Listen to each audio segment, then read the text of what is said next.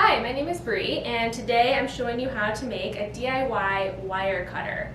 All you need are 2 corks and a piece of wire. So you'll just drill a hole in the middle of each of your corks, thread your wire through, and you've got a wire cutter. So let's try it out.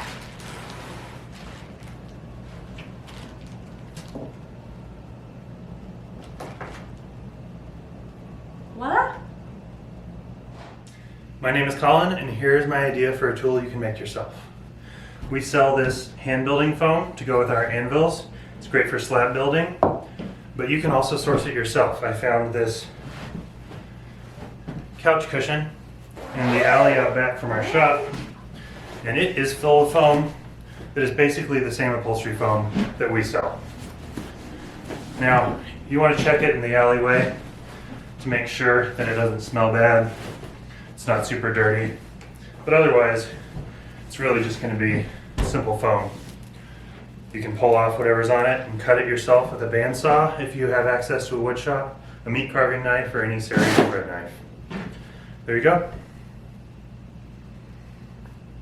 Hi, I'm Grace. Today I'm going to show you how to use found objects to make texture in your slab.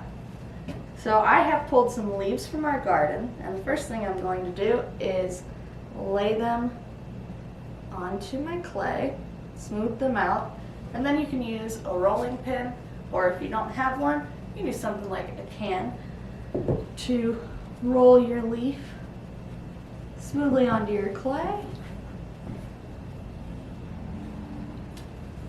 And then carefully peel it up by the stem, and you'll have the imprint of your leaf left.